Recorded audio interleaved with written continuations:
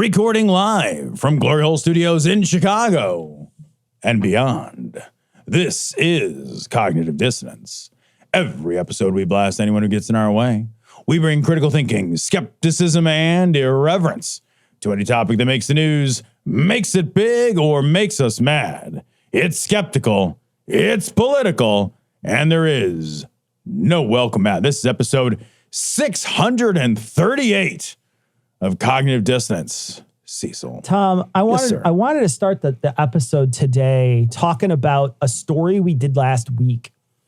And when we did the story last week, we talked about a 10-year-old girl who was raped. And that 10-year-old girl had to travel out of state from Ohio to Indiana to get an abortion. Right. The story was in The Guardian. It was in The Independent. It was in like 5 or 6 different places. Right.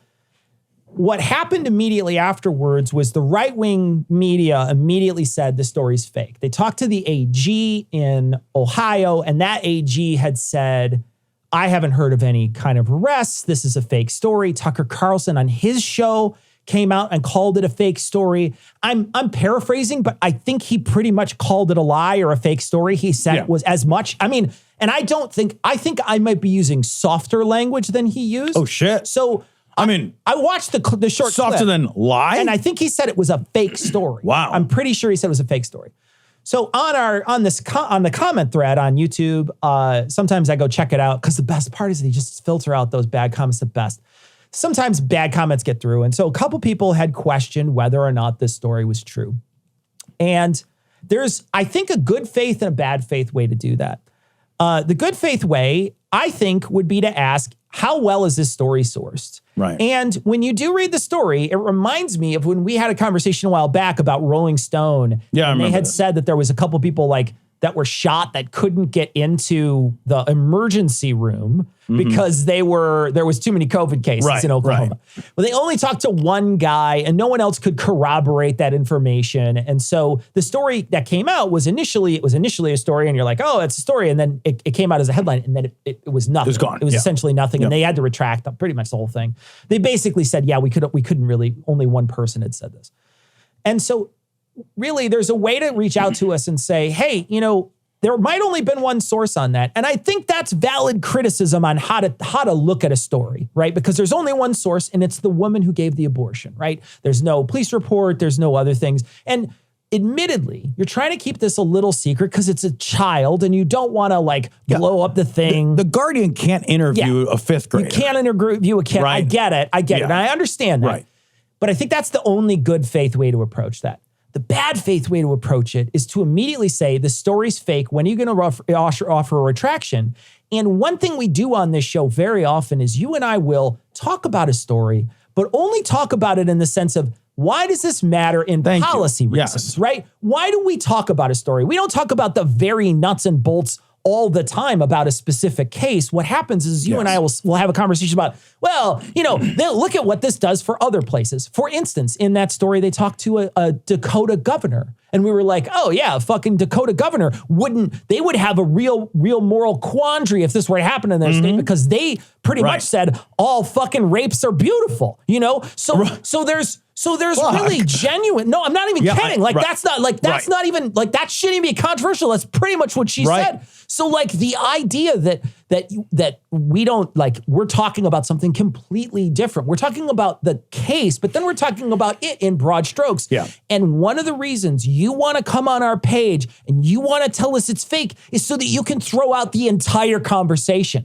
So you could say it's a fake story. You're not worth listening to. You're not worth listening to because you just lied to me and nothing you say matters. And it's like, hey man, even if it came out that it wasn't true, you still have that North Dakota woman or that South Dakota woman saying that governor saying, I would like this. She would have to have the baby in our state. So that's an important. It's really important. So we are not when just so people understand, you should not look to us for the news. So don't look to us for the news. The Guardian is not a junk news site, right? Yeah. So I think that when we offer commentary on the news, we do it in good faith. We try to find good, high quality sources. If those sources turn out to be wrong, then we will come back as soon as we always do. But understand that correction isn't to me. because I am not the reporter, right? But then the second question you should be asking is, what about the commentary? Yeah. And you're exactly right. The commentary here is about the horror of not allowing abortion in a state, in an entire state. If that story were not true, you then have to ask yourself, oh, I guess do you not believe that children get raped? Right, yeah. Because children get raped.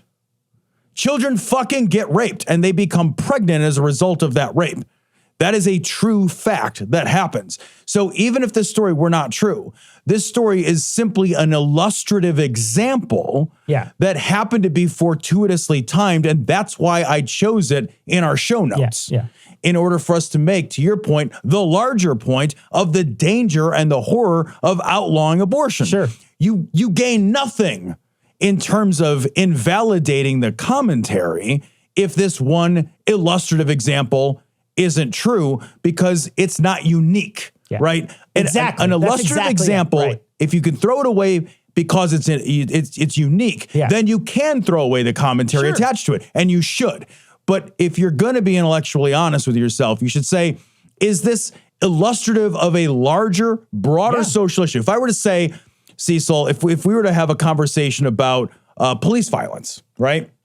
And I were to grab a story about police violence and I were to throw it up on the big screen and we were to talk about it. We were to have a commentary that really is using this as an example in order to provide a meta commentary about the state of policing in America, right? And then that story turned out to be untrue. It literally would not matter to the meta commentary.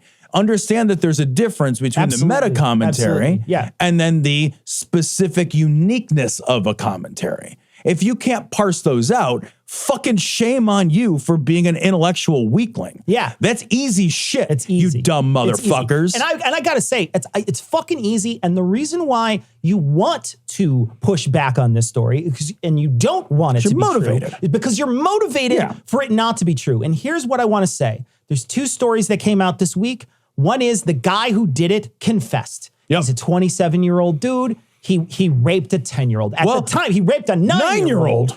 And she had the baby, or she had the abortion when she was 10. So he raped a 9-year-old. Okay. And they took DNA samples. They took DNA samples. So we'll find out it's DNA, but also the victim also said it was him. So now we know that there is a 10-year-old girl who was who was pregnant. All you need is a 10-year-old pregnant girl to know there was a rape. Right. That's it. No, because there's no. You can't turn up pregnant at 10 and not have been raped. That's a fucking impossible. True. That's 100% true. Right. The other thing is that the AG of, I think it's the AG of Indiana, is now going after this doctor. How fucking insane is this? And that's the other thing too, is like, look, I know the right doesn't want this to be true for so many reasons, right? You want it to be true because what you want to do is you want to demonize abortion. You want to say every woman out there is having a late term abortion and they're doing it because they're just like bored for a weekend and it's like go and get a pedicure or something. Like you have some weird fucking narrative in your head that you got to try to fit, and that's fine, right? Like you're completely fucking crazy. Like you're a complete crazy person. But this is disgusting. Him coming after this person. You got to call this story up. This is exactly. The Republican AG says he'll investigate Indiana doctor who provided care to 10-year-old rape victim. Let me read right from this story. There's a quote from this story that I want to read because I have so many problems with everything about this quote. So many problems. Here's what the Attorney General said. He says, we're gathering the evidence as we speak, and we're going to fight this to the end, including looking at her licensure if she failed to report. And in Indiana, it's a crime to intentionally not report. This is a child, and there's a strong public interest in understanding if someone under the age of 16 or under the age of 18 or really any woman is having abortion in our state. Or really any woman is having an abortion in our state. We have a strong right there. public interest to find out if there was an abortion. Yep. No, you don't, Indiana. First of all, Indiana, you haven't passed your fucking anti-abortion law. I know. You haven't passed that law. They will, but they haven't yet. Think about what's being said. We talked about this last time, but I just think this is so important and never let go of. Never let it go. The state has an important state interest in violating your privacy. That is what they're saying. They are saying that the state has a compelling state interest in destroying your right to privacy. How the fuck can anybody be okay with that? We have it without a right to privacy. We have no liberty. We do not have liberty. When the state can say, hey, you know what? Even though this isn't illegal in our state, the state has a right to know if somebody was fucking pregnant. And look at what they're going to do. They're going to try to go after her license for providing relief for a 10-year-old girl who got raped in another state because she couldn't get relief there. Dude, in what world is somebody living where they think that a 10-year-old in Illinois, do you know how old you have to be to babysit or to be left alone? If I were to go grocery shopping and want to leave 14? 14, which means a 10-year-old girl in Ohio and soon Indiana would be required to have a baby she was not allowed to legally babysit. Jesus Christ. In what world is a fifth grader, a fourth or fifth grader, intellectually, emotionally, psychologically, or physically equipped to have a baby? No, not at all. To care for a baby. Not at all. There's no world. And the thing is, the state is not going to say, oh, we're going to force you to do this, but here's a bunch of resources. No, because they don't give you any. There's zero resources. Yeah, like, how is a 10-year-old girl able to get WIC? Yeah, probably if somebody helps her. Yeah. Right? Yeah. Or get like, this is a fucking fifth grader. Yeah.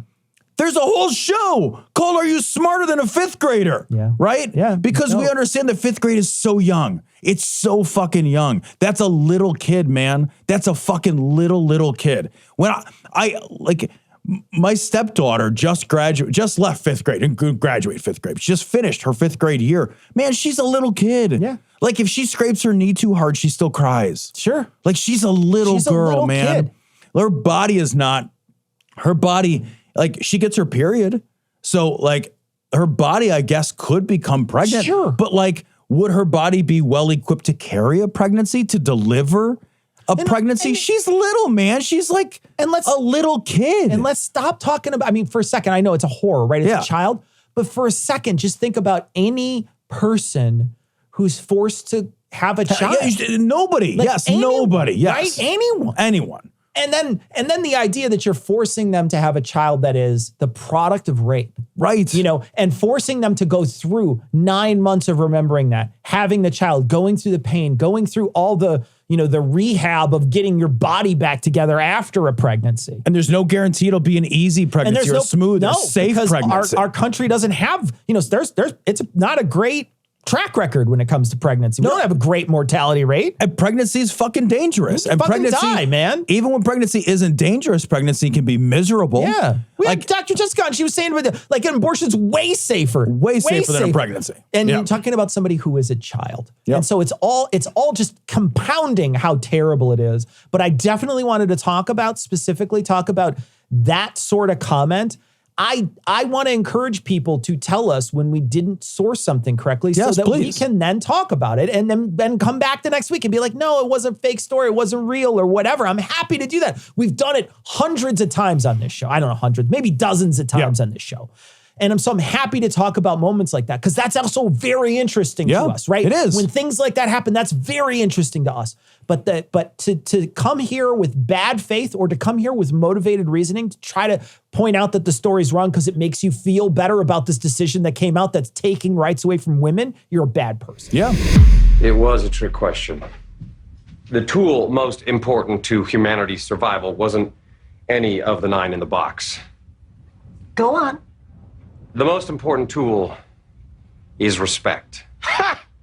Gay! So this story comes from the Daily Beast, and I had to grab this story. There's so much delicious shit in this. Allegations of Manosphere pastors gay past Roil Macho men. What the hell? Cecil, this article made me discover that there's a Manosphere, and that's all I want to talk about. That's all I want to talk about. I heard about this Manosphere. I guess. I feel like I've been missing out, Tom. Yeah, it's the Manosphere hands of fate. Sometimes those hands get a little handsy, Tom. Turns out. If you're a flat earther, is it a mano-flat? I don't know. I don't believe in spheres. So you guys might remember Jesse Peterson. Jesse Peterson is a horrible. We've had him on the we've covered him on the show, and then he just became so repetitive. He just kept saying the same fucking macho man misogynist stuff that it actually became tiresome to bother. It was racist too. Yeah, he's which super was crazy. racist. It was like he would say things like he would just talk bad about black people, and you would think, "What is wrong with you?" And he was just kind of a psycho. Yeah, he's a total fucking lunatic. But I guess he's a darling of the right-wing manosphere. Sure. So there's this, and I'm just discovering all this, that there is a right-wing, hyper-masculinized, toxic manosphere of fucking idiots who jerk themselves off over like how fucking tough they are or whatever. Fucking, lions, not sheep, and all that fucking nonsense, right? It's like it's like a big vat of toxic masculinity. Right. And it's all the weakest shit you've ever heard. Masculinity you've ever seen in your life. Seriously, it is the fucking weakest shit I've ever. It's just, there's nothing actually powerful about it. And embarrassing. It is so cringy, man. And it's so like, it has no self-confidence. That's exactly. And that's the problem. It's this masculinity that has no self-confidence. Yeah. And there's something about that just feels so weak and, like I say, so cringy and so just embarrassing that every time I hear about it, I always think how, like, if you are a person who follows this and if you're a person who eats this up, I can't think that you. I just feel like, are you attracted to this because it's like projection? You know what I mean? Yes. I literally had the same word in my head is that there, whenever I hear this sort of nonsense, there is never any self-reflection. There's self-reflection is absolutely not. It is always this externally focused projection bullshit that all these people seem like crazy obsessed with. Like they're crazy obsessed with the activity and actions of others. Like what other people are doing. What is everybody around me doing? What's happening with somebody else? Is somebody else not the right kind of man or not the right kind of woman or fucking, and it's like, why do you fucking care? Yeah. These are not relationships you are in. You are not that man. You don't have to be that person. Like you get to be whatever version of man you want to be, and literally nobody else cares because the only people that give a shit what kind of man I am are the people that are in my life. Yeah. That's it. Yeah. Nobody else is affected by what kind of man I am. The difference, and I think about this, very often they are anti-LGBT too, right? Yes. So they'll be anti-LGBT. Every time, right? Very anti-LGBT. Here is what the problem is that they have to follow a strict set of rules in their private life. So they want to make sure you have to follow the exact same set of rules in your life. Do you think it's because they resent those rules? I think it's because they are trapped in a place where they have to follow it. So they want to make sure everybody else does too. In some ways, I think it's because they're very ashamed of maybe liking some of those things. That happens very often. We find out. And in this particular story, there's many allegations that Jesse Lee Peterson might be part of that community and just denying it, right? There's a possibility that that's the case. At least there's been many allegations, not just like one person said something. And really, this is a church fight, right? Like this is a fight between people that are in a church. Right. Like, I don't care. Somebody's trying to take him down. It could be a smear campaign. I don't know. I don't care. Literally doesn't matter. I don't care if he's LGBT at all. Doesn't matter to me at all. The only thing that matters is that he puts it down and attacks it and thinks it's less than. Yeah. And that's the only reason. But I think these people very much are stuck because their religion's very, very strict. Yeah. Their ideals are very, very strict. And when they see someone breaking those ideals, they have to stop them from breaking those ideals because they can't have fun. Yes. No one else can too. Man, so I totally agree that that's where, it's funny because when you said like they have to live by these certain rules, I thought, well, I live by a set of rules. But then I thought, and I wrote that, like the rules I write. And that's the difference, right? It's a different set. Like you decide your own rules. So I think about what my values are. And I think about this in very explicit terms. And then I think about what my values are. And then I create a set of rules around my behavior and my actions and even my thoughts that align themselves with the values that I have in order for me to wake up in the morning and feel like I've done a good job being a good man, right? And the difference is like, I don't resent those rules because I can change them if they don't serve me, or if I find out that they are dysfunctional in some way. And they're rules I got to write. But you're right, man. These rules are externally imposed on these macho man religious bigots. And they resent them because I think very often is the case. It may not be the case with Jesse Lee Peterson, right? But we've seen a million times this exact same story play out where the most virulently anti-whatever, hyper-masculine whatever turns out to really be desperate to live a different life. Desperate to be a different man. Very often they fall to the demons. Oh, right. Yes. You know, right. I succumb to the demons for a little while. I'll tell you what, Tom, as a guy who's 100% straight and cis, I've never succumbed to the demons. You know what I mean? You can talk about it because I don't have any of those urges. It's not that I'm putting down those urges. Like, have whatever urge you want. Like as long as nobody's hurt, like, have the urge. I'm not putting it down, but I'm saying, like, I've never had those urges. Right. So it's not, like, there's no temptation you're fighting. Temptation. I don't know what you're talking about, but that is always the conversation. It's so funny how revealing that language is. Yeah. That language is intensely revealing. And they're talking about, like, succumbing to temptation. It's like, well, all right, man, but like you're talking about you. Yeah, but like it's temptation is an individual thing. Right. If you put a glass of eggnog on the table, I would not goes undrunk. Right.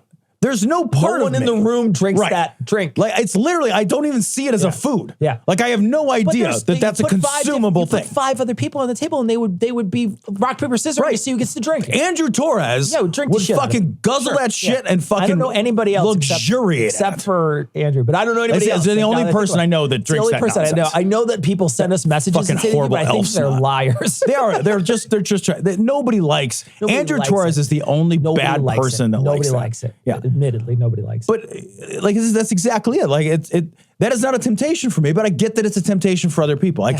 But they always talk about it in those terms, like, oh, the tempting homosexuality. It's like, it's only tempting if you're homosexual. It's only tempting if you lean that way, man. Right. Like, which is fucking fine. If you lean that way, just fucking be that guy. Just do it. It says a lot about you, what you think is tempting. Right? This shit is so fucking funny.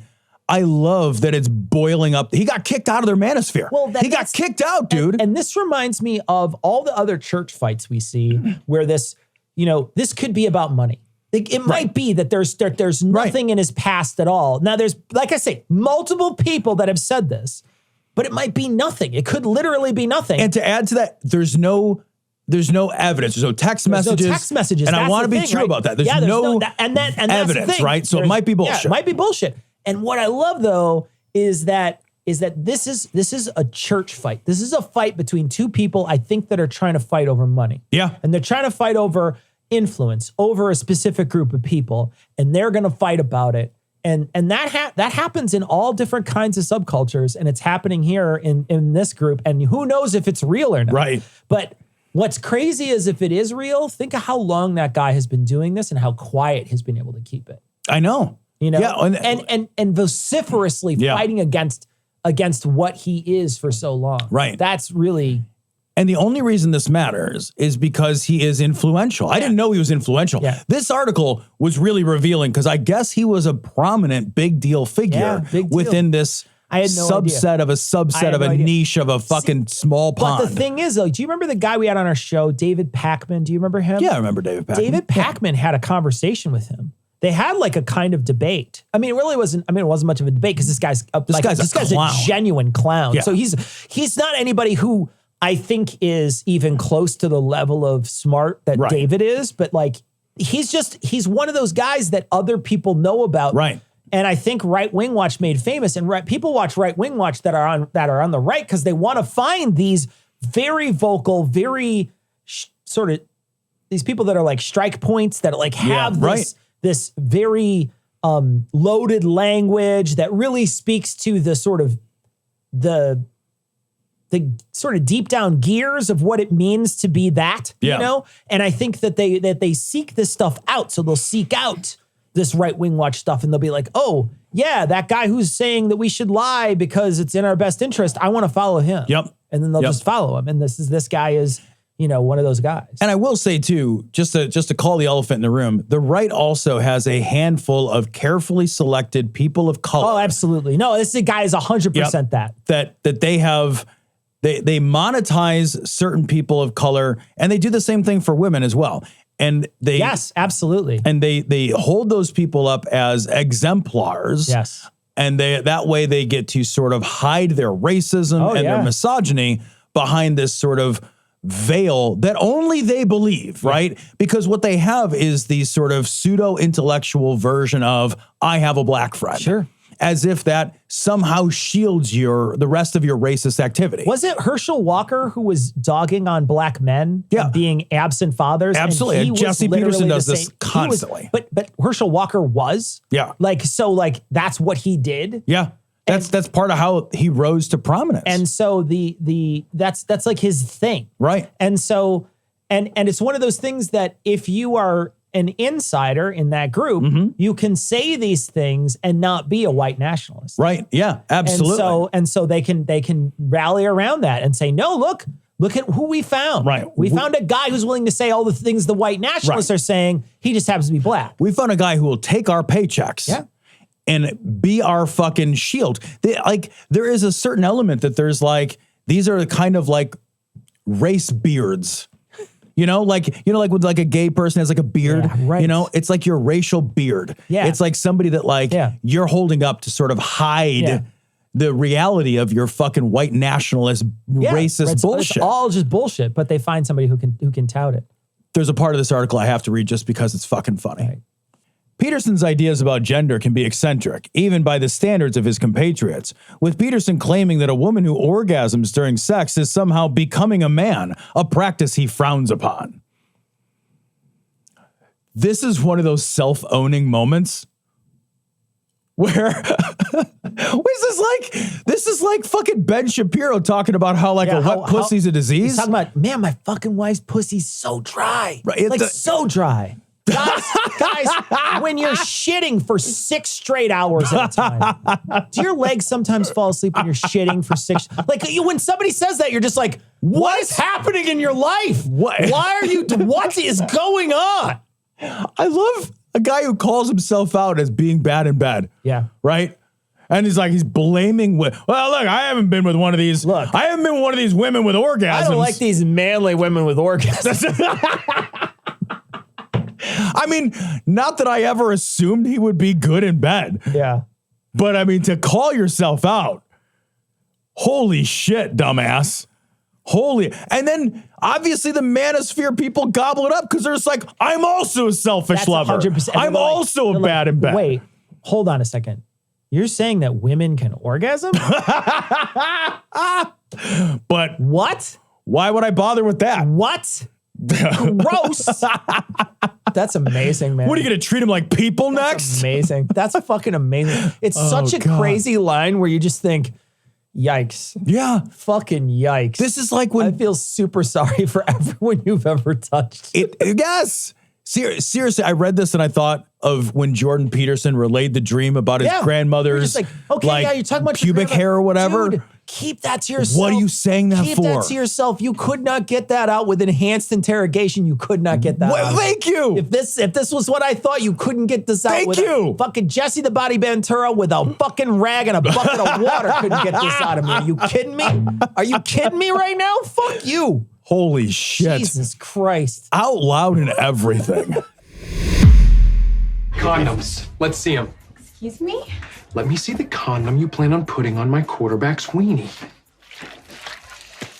Oh my God. Yes. Holy shit. Just put a baby in me, please. Oh, I don't know I'm in love with you. Oh, good. We could have a really great life together. Sip it, psycho. Find another famous person's life to ruin. Get out. Get out of my house. This story comes from the Star Tribune. The battle for reproductive rights moves to the front register. Unsurprising. This is the most, yes, of course, this is beginning to happen story.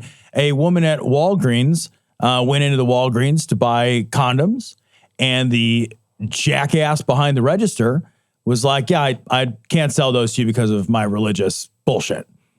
And she had to wait and call over a manager. And my favorite part of the story is, like, she had to have a manager called over to ring this shit up. Walgreens supported this guy's decision, by the way, guys. Yeah. And it's important because is it monstrous and stupid and misogynist that some motherfucker would look at a woman and say, because of my stupid fucking beliefs, I don't want you to have contraception? Yes, 100%.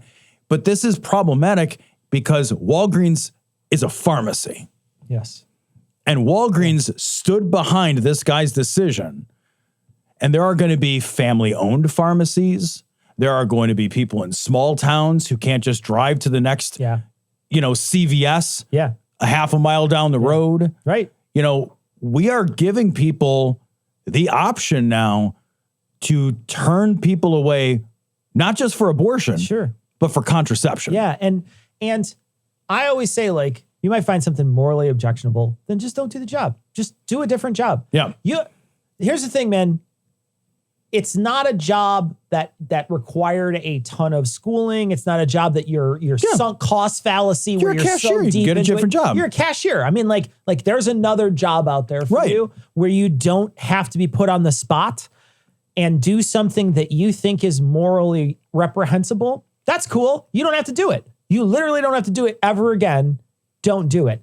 The worst part about this is the calling out in front of everybody. Yeah, the shaming. And it's the shaming. That's what it's for. It's for shaming. I want to shame you in front of everybody. I want everybody to know that my principles are making it so I won't sell this to you. And now I can't even just let my boss come in and ring this up. No. Yeah. I've got to get completely wrung out of this register because I don't even want to look at it. I don't even want to be associated with it. I need you to completely, so I need to inconvenience not just you, but everybody who's waiting in line behind you. Yep. Everybody up here, you're stacking up, and that's okay because you know what? I want to shame you, not just in front of me.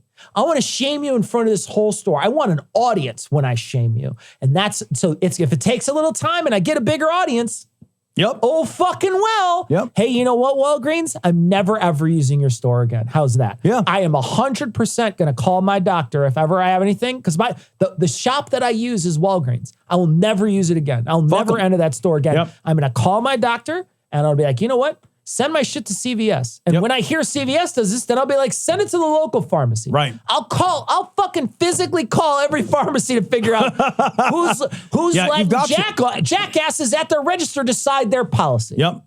Yeah. Seriously, it's that big a deal because when Walgreens representatives heard about this, they're like, we stand behind the rights of our employees. Fuck you. Not to perform transactions they're comfortable with. That's not okay.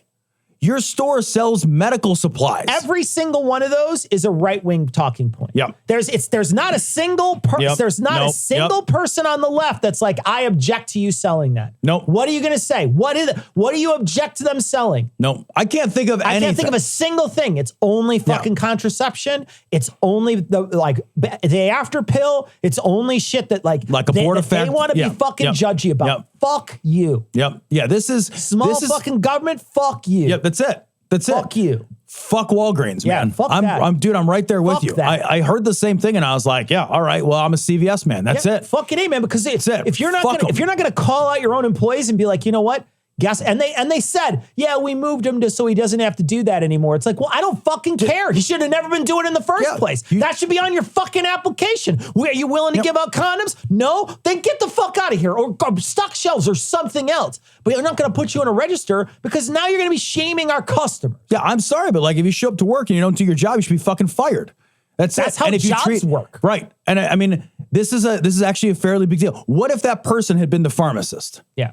No, it's 100% true. What if that person had been what if it'd been the only pharmacist on duty because it's a small fucking store in a rural part of America and they said, you know what, I'm not going to fill your prescription for mifepristol or however you fucking say it, or for Plan B or for some other and it doesn't even have to be that. It could be any medication, guys. It could be any medication. You were saying when we were on the live stream, you had said that some ulcer control medicines were also used for dual purpose to abort, right? So they were used as a way to either abort. That's what it started off as. It was a stomach ulcer. Stomach ulcer medication. And so let's say I have stomach ulcers and I happen to be a woman. Right. And I walk in. Yep. And they say, no, man, Can't give that to you. I don't believe in it. Be like, you don't believe in my stomach ulcer? Yeah. I mean, there are also a bunch of states. Yeah, it's fucking crazy. Like, because there are a bunch of states that are also talking about passing laws or have passed laws that make it illegal for doctors to prescribe medicines which might result in a miscarriage. Yeah. So think about this. Like, let's say you're visibly pregnant and you have cancer and you need to go get chemo pills or other medicines that are 100% going to end in a miscarriage. Like, but it's either that or you're going to die. These laws require you to be in imminent danger. So are we saying that now it's okay for a pharmacist to say, I'm not going to give you your fucking chemotherapy pills or other medications because I can see you're visibly fucking pregnant? They fucking dispense the medicine. It's 100% one more reason to take away autonomy from women. Yeah, that's all it is. It's just one more reason that we get to take autonomy from you. Yep. We not only did it once, we're going to do it again, and we're going to do it again, and we're going to do it again. Yep. And I don't care that you have cancer. You're not going to, maybe you won't die before you have the baby. That's not, whatever. You don't get to make these choices. Yep. You can't make your own choice. We won't let you do it. That is if you want to look back at the history of misogyny in America, remember that as racist, and we are so racist, as racist a country as we are, the 14th Amendment gave black men the right to vote. It did not give black people the right to vote. Yeah. Women of any color didn't get the right to vote until the 19th fucking amendment. Yeah. That's it. Yeah. Like we still have not passed the Equal Rights Amendment. The Equal Rights Amendment, which would federally guarantee equal pay, has still not passed. It is not an amendment to the Constitution. We are a deeply misogynist nation. The anti-abortion, anti-contraception, I don't know for certain if this pharmacist would have denied selling those condoms to a guy, right? I don't know that for certain. Maybe. Who knows? But what I know for certain is the condoms matter because they protect against disease, but they matter because they protect against pregnancy, and I can't get pregnant. Yep. I can't get pregnant. Yep. That's the end of that story.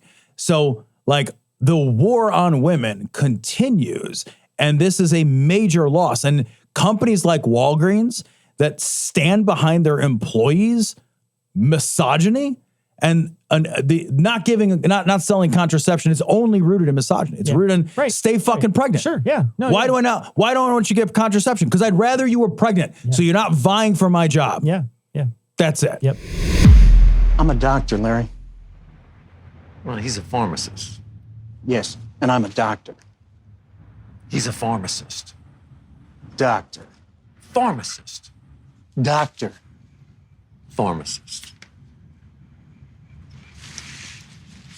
Fine. This story comes from Politico. Biden administration to pharmacies refusing to fill contraception and abortion pill prescriptions could break federal law. So this is part of an executive order that Biden signed, pressured pretty hard by Democrats to sign this executive order.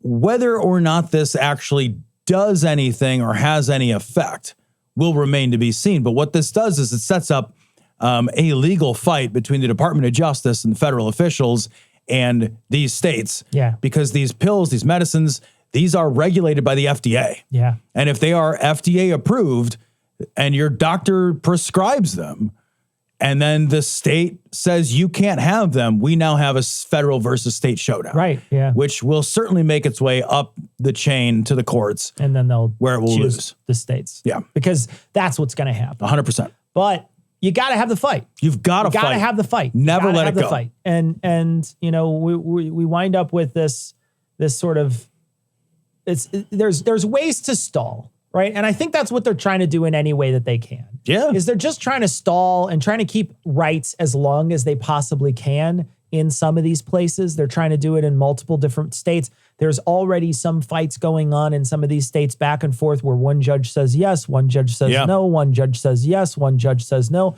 So they're already trying to just do their best to keep as much rights as possible. But it's going to be an uphill battle until something happens on a federal level that can, maybe legalize abortion. But, we are in a position right now where that does not look possible with the current climate that we have. It's just not possible. I don't. So there's already anti-choicers in the House.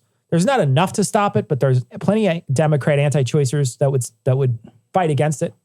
And there's enough in the Senate that is a dead deal. That it's a dead deal. And it's dead deal anyway because of the filibuster period, but it's a dead deal even if you could get rid of the filibuster, it's probably a dead deal anyway. You still probably wouldn't even have the votes even if you did have people on board with the filibuster. You just don't. You just have such a razor thin margin for the tiniest things. It's just impossible. It is. So you're in a bad way right now, but you got to keep trying to fight, and I think that's what they're just doing is just trying to do what they can. And I think you've got to keep creating, to your point, the fight is important because you've got to keep creating bottlenecks and roadblocks and legal challenges and barriers every day that somebody is fighting for women's rights, somebody is able to get medical care that they need. One more person. So like it might be a stalling tactic, but let's fucking stall. If there's fucking hordes at the gate and I know they are eventually going to overwhelm me, I don't open the gate and say, well, fuck it. Fine. Let's die Tuesday instead of Friday. Yeah. I'll die Friday, thank you. Yeah. Like stall, like everything you can, because there's some 10-year-old girl in Ohio that needs a fucking abortion. And then there's people all across the state that need help right now, and they need to get it as soon as they can. And if you put a kibosh on it and you just give up, then they don't get any of the help. And there might be a variety of unique legal challenges. One of the things that's interesting is that, a law has, if in order for something, and I'm not a fucking law talking guy, but it seems to me that in order for something to go up to the Supreme Court, they have to make a ruling, and that ruling is based on the constitutionality, of course, right? That's the Supreme Court's job. So sometimes the courts are reluctant to make certain decisions because they necessarily lead to other decisions. Yeah. And so there may be unique legal challenges here where they might say, hey, look, the states have no right to regulate this kind of federal activity. Right. And the Supreme Court might say, shit, we don't want to open that up because it opens up this other bigger can of worms. That's always a problem, right? Yeah. And so, because it could lead to something else. Right. Yeah. So that sort of legal domino effect. Although I don't think any of those people are that smart. Dude, I don't know, man. I don't think they're that smart. Man. They feel strategic. Do they? The Supreme Court feels to me really strategic. Okay. If they do. Okay. They feel evil. Yeah. But they do feel. I just don't. When I look at certain justices, I think they're not smart enough. Like when I look at Brett Kavanaugh, I don't think he's strategic. I think he's voting with his. When I look at Amy Coney Barrett, I think she's just voting for. I do too. So those two, but it might be that there's more strategy. For somebody else is probably driving the strategy, smarter. Right? But I don't think that either of those. When I look at either of those, I think they look like the id of the Supreme Court. Yeah, I think that's true. Yeah. I do. I think that I feel the same read that you feel. I think that those guys are just shills. Yeah, they're just fucking legal hack political shill motherfuckers who, by the way, can't eat at Morton's. Right. Good. Good. Can we talk about that Morton's thing? Quick. Yeah. Fuck Morton's. Fuck Morton's too. Morton's. Yeah. I'll never go to a Morton's. I went years ago. It was very, very boring. Fuck Morton's. So if you guys didn't follow this, Brett Kavanaugh went to Morton's Steakhouse and protesters found out he was at the steakhouse. They showed up outside the steakhouse. Outside the steakhouse. Right. Where they have a right to protest. Outside the steakhouse. Yep. And they protested. Nobody came in and spit on his food. Nobody flipped his table over. Right. Nobody lit the building his on life. fire. They literally just stood outside and they protested. Yep. But they made him feel the big feels, which good. He got the big frown that he had when he was like shake crying when they were talking about his beer or whatever. And just fucking Tobin and Squee were there at his table and they weren't able to save him. They weren't able to eat the au jus or something, whatever.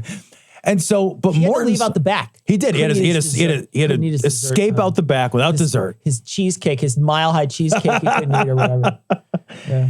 And Morton's came out and said everybody has the right to enjoy a nice dinner in privacy. No, they don't. And they shouldn't have happened. And I was like, fuck you. What are you talking about? No, they don't. What do you mean? We don't have a right to privacy, asshole. They took it away. You literally took that away. That's why the protesters are here. They took it away. They took it away already. So fuck you. Yep. Like live with what you did. Yes. You know, Yep. you're the one who's saying there's no privacy. Well, then fucking live with that. Yes. Oh, what you don't like it when somebody fucking interrupts your dinner? Too fucking bad. Oh, you don't like when people interfere with the function of your life that should be your own personal it's fucking your own business? decision. I'm messing with your decision on where you want to eat. Sorry. Oh, is your decision some kind of holy thing?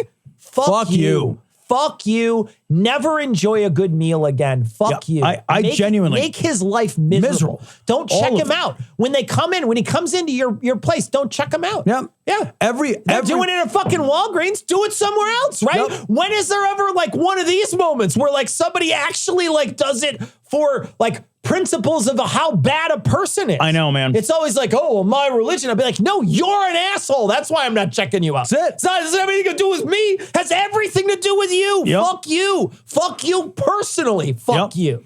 I just 100%, man. We should tweet out everywhere these people are at.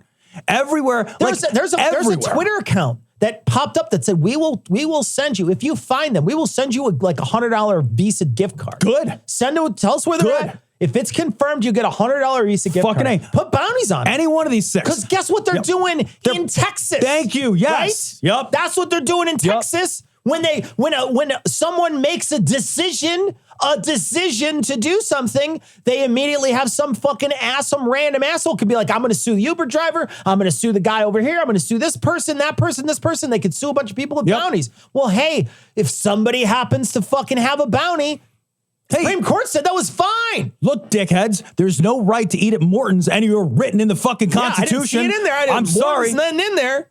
You shouldn't be able to drive anywhere for groceries, take a vacation, check into a hotel, go to a fucking dinner. You should not be able to leave your house. If Brett Kavanaugh's behind you in traffic, you should get out of your car and sit on the fucking hood. Fucking A, dude. You should get out of your car and sit on the hood. All six of those motherfuckers, and I genuinely, truly, if you ever see them anywhere, tweet it out. Yeah. Immediately tweet it out. Everybody should blast where these fuckers are at every moment of the day. They should be able to do nothing privately. Until they change their mind on privacy. Yep. Once you change your mind on privacy, then I'm willing I'll to respect yours. I'll respect you. But it turns out that you took so much privacy away from over 50% of the people in this country. So why should I care? Yep. Why should I convince me to care by changing your decision? Let's pass a fucking amendment. Yeah. That says we have a fucking right to privacy. And that's the thing is like, watch what happens though. Someone's going to pass a law that's going to make it so that you can't like talk about these people or protest these people or go to their houses or whatever, like they were doing. They're going to make a law to protect these guys. They're going to do some kind of law or something. And if it shows up in front of them, they're already motivated to vote for it. How can they even be unbiased about that if it shows up in front of them? I know. Right? But the one good thing about something like the internet is it can be pretty fucking hard to figure out who's tweeting some stuff out. Yeah. With like a fucking bot account and a VPN. Yeah. It's like, fuck you. That's who. Yeah. Fuck you. Yeah, man. I completely agree. Fuck those people. Yep. Fuck those people. Until they instill back into our government right to privacy, they shouldn't get it. Why should you have a right I don't have? I agree. Fucking equal shit for everybody. Sorry, man.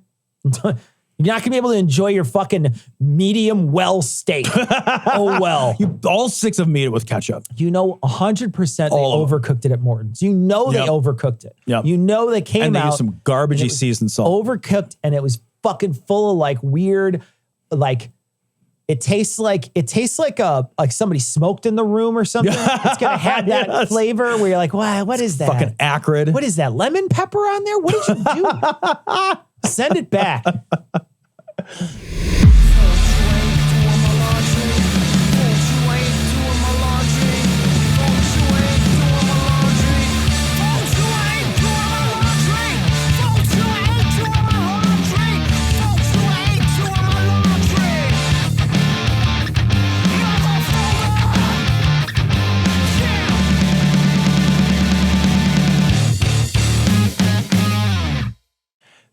delightful. This is from the God blog at Daily Dot. Conservatives rage after once again discovering Rage Against the Machine is against them. It's so funny. Jesus Christ. Do they not know? I mean, come on, man. Look, Rage Against the Machine is a band from the 90s that during the Clinton administration, they were up in arms, not because they were right wing, but because they were further left than Way the Clintons. left than the Clintons. Yeah. Like, read a lyric. Yeah. Read a one lyric. Yeah. The fucking, like, I fucking forgot his name, but the fucking lead singer is he's got a fucking poli-sci degree from Harvard. Yeah. Actually, Tom Morello has the bachelor's in social studies and, focus on poli-sci. He's the guitarist of Rage Against the Machine. Zach De La Rocha has a PhD in anthropology. So that's just, okay. Like, these are not non-political. Read a lyric once. What? Read it one what? time. Read it one time. Watch the videos. Do you remember the fucking videos? Like Rage Against the Machine videos are super fucking political. Listen, buy the CD with the burning monk on it. What do you think that's about? Like, what? Well, they just like burning people. Yeah, it's like Burning Man, Tom. Burn it down. Man. We like Burning Man. Burn it all down, man. Man, it's cool. No, it's so funny to watch these people. In the 90s, it was 2000s. So Bush is in at that point. They kicked him off the stage at Saturday Night Live because they came out with an upside down American flag behind him. Yeah, I remember this. Yeah. They had it upside down and they started playing and then they saw the American flag and they're like, nope. And they just fucking closed. They're like, nope. Close up shop. Nope. That's how I remember it happening. I don't remember if it's possible. It's possible I'm misremembering it. Sure. But it was years ago. But I just remember. I think I remember the same thing. There was something about an upside down flag that them getting taken off of a show, as I recall. So maybe I'm wrong on the show. Maybe I'm wrong on the whatever. Yeah, but I vaguely remember it. But this is a group of people that were like really, really, really, really, really, really, really far left, farther left, way farther left than the Bush era. Right. Way farther left than the Bush era. And that's when they dropped a bunch of stuff. So man, I don't know how you listened to them during that era, like back in the day, and not realize. I have no fucking idea. What do you think? Tell me what you think the machine is. Yeah, right. Just do me a favor. Just tell me what do you think the machine is? Because it's got to be the most delightful answer to that question for people who are upset. God, I know. Can you imagine what they're figuring out the machine is? For the first time. This would be like the left trying to co-opt Kid Rock. Right.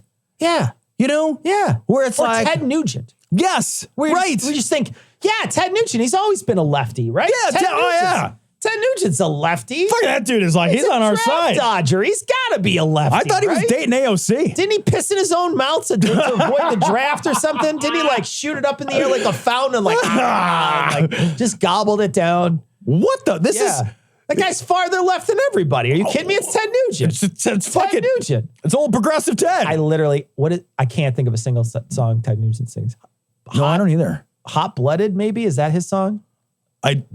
Cecil, I don't know any Ted Nugent. I'm sure we know a Ted Nugent song. Look up a Ted Nugent song. It's like there's something about Fever or something. There's like a hot song in there, as I recall. Like a hot sauce song? A hot sauce song about something Ted Nugent. What I need is all right, top 10 classic Ted Nugent songs. Motor City Madhouse, never heard it. Stormtrooper, never heard it. Fred Bear, never heard it. Great White Buffalo, never heard of it. Free for All, I think I have heard. Journey to the Center of the Mind, never heard it. Wango Tango? No. Wang Dang Sweet Poo Tang? No, I don't know that one. Stranglehold. Cat Scratch Fever. I knew there was a fever. Okay. There was a fever for the flavor of a cat scratch fever. I had that song mixed up with the made up song from Almost Famous. Did you see that movie, Almost Famous? Decades ago. I don't remember it. I like that movie. Yeah. It's a cool soundtrack too. Like Almost Famous, there's a made up band and they have a made up fever song. And I had that mixed up with this fever song. Cat Scratch Fever. God damn. Anyway, so that's the only Ted Nugent song I have. Fucking tool. He's clearly a lefty. Clearly, Yeah, it's very, just like Rage is a fucking like right wing. Yeah, the old right wing Rage Against the Machine. Next year it's CPAC. You expect to have Rage Against the Machine open up. I love for Trump. How fucking butthurt they are to find this out. It's so good. I've seen like tweets, I'm sure you've seen them too, where people are like, now we're getting political, Rage. And it's just like, what? No, literally every song. No, we're good. It's now. It's just now. Who do you think the bulls are that are on the parade? What is happening? Oh, man. How do people listen to music? What forces do you think they were talking about? Some of them are in forces. Huh? Do you remember that? Are the same that burn crosses? Do you remember that line? Yeah, but I thought that was about like stormtroopers and like, I thought it was a Jedi reference. I thought it was a reference to church. You know, there's incense, there's a cross. Holy shit. Yeah, holy shit is at church. So it's got the whole thing. I swear to God, I'll pistol whip the next guy that says shenanigans. Hey, Farva, what's the name of that restaurant you like with all the goofy shit on the walls and the mozzarella sticks? You mean Shenanigans? Oh. So I love this story so much. The story comes from the Washington Post. Pregnant woman given HOV ticket argues fetus is passenger post-Roe. You know, the thing is this person's not an activist, right? They didn't do this specifically as an activist to try to start shit. They did it because they were running late. Right. So, and they even come out and admit it. But even if it has unintended consequences of making people think about this in a different way, that's how it should be thought about. I think that this needs to be thought about in those ways, in those corner case ways that push people and make people uncomfortable. Make 100%. people uncomfortable with them controlling you with your body. Make them feel uncomfortable about it and hurt them. Hurt them in the pocketbook is what I said. That's it. And this is taking money out of it's taking money away from the state, which the state doesn't like. You could do this when it comes to insurance and other things where you're suddenly making these weird gray areas where you're saying, no, man, you're saying it's a person. Well, if it's a person, then I had this miscarriage. Where's my life insurance or something? You know what I mean? Like I'm saying that I don't think that that's possible, but you know what I mean is what I'm building off that. It's like we were talking about earlier, which is, you know, if legally one thing is true, other things necessarily follow in many cases. It ties up. Right. So if we are saying that a fetus is a fully legal human being, then all kinds of interesting shit must therefore also be true, right? So like, should people have should they get a child tax credit? Yeah. Before the child is born? Yeah, absolutely they should. As soon as you're pregnant, should you get a social security number? Absolutely. You know, right now the way it works is when the moment a child is born, that is the date, and for that year you get a child tax credit for the full year. So it's not like prorated. So if you have a kid on December 31st. And you had a kid in December. I did. Yeah. I did. Yeah. You get a child tax credit for the whole year, right?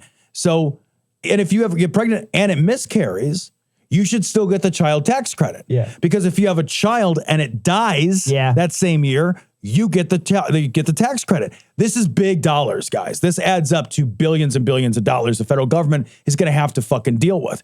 You got to do shit like that. I think also if it's legally a person, we've got to start making a case like, look, pregnant, child support begins immediately. Yeah. Let's put some of the financial burden on the backs of somebody other than women. Pregnancy isn't cheap. Right. Pregnancy is expensive. Yeah. And if you're not there, how's one person supposed to do all that work leading up to it and then not have the child? Yep, absolutely. You know what I mean? Like you should be, if you leave before then, now you're on the hook. I think it's legitimately like if somebody's pregnant and you're not going to stick around and she can't get an abortion, you need to be financially on the hook. If that fetus is legally a person, all kinds of shit necessarily has to follow. Yeah. And I think we need to push that envelope, to your point, in ways that cost money. If it costs money to people that don't want to spend it. If it costs money, people are going to change their mind. You inconvenience business in this country, things get changed, man. Yep. Things get changed. And so that's what I think you do. And, you know, you inconvenience big businesses with big lobbies like insurance lobbies and shit. Sure. Yep. Well, it'll be rough for them. Yes, it will. So I think that this is one of those stories. It's one of those stories that's kind of funny And I don't think this person meant for it to be like that, but it's such a great observation. And I'll be perfectly frank. Even if I wasn't somebody who was pro-choice, I would still think that a pregnant lady should probably use the HOV lane. Get the HOV lane. And I love that she's been pregnant. This is her fourth, and she's driven the HOV lane every time. I think it's great because, being pregnant is super uncomfortable, and there's things pressing on inside your body in ways that most people don't have to deal with. So what if she has to pee? Right. Yeah. Shouldn't she be in the HOV lane or whatever? Right. So she's less likely to be inconvenienced. Even if I'm not pro-choice, I still think we should just open up the HOV. Get the fucking HOV lane. Yeah. It's fine. But if it makes a point and they say that's a person now and then they cut back, then I'm willing to say no HOV lane. I just love this. Yeah. I just absolutely adore this.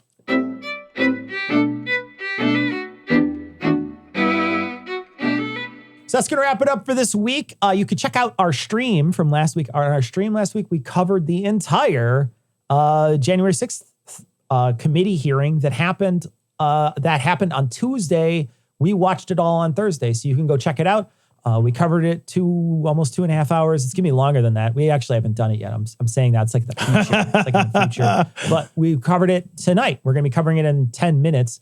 So if you missed that stream, you can go back and check it out. It was a good time. We had fun. I'm sure we did. I know we didn't yet, but I'm going to guess we had fun. I'm sure we had fun. Yeah. All right. So that's going to wrap it up for this week. We're going to leave you like we always do with the Skeptic's Creed. Credulity is not a virtue. It's fortune cookie cutter, mommy issue, hypno-Babylon bullshit. Couched in scientician, double bubble, toil and trouble, pseudo quasi alternative, acupunctuating, pressurized, stereogram, pyramidal, free energy healing, watered downward spiral, brain deadpan sales pitch, late night info docutainment.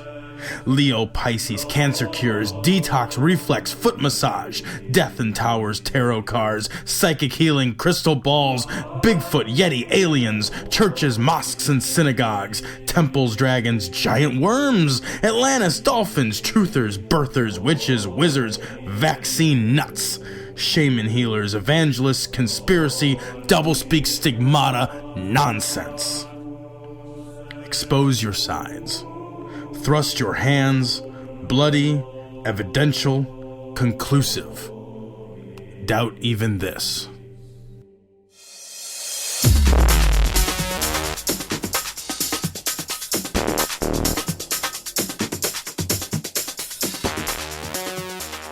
The opinions and information provided on this podcast are intended for entertainment purposes only.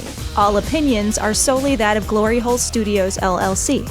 Cognitive Dissonance makes no representations as to accuracy, completeness, currentness, suitability, or validity of any information, and will not be liable for any errors, damages, or butthurt arising from consumption. All information is provided on an as-is basis. No refunds. Produced in association with the local Dairy Council and viewers like you.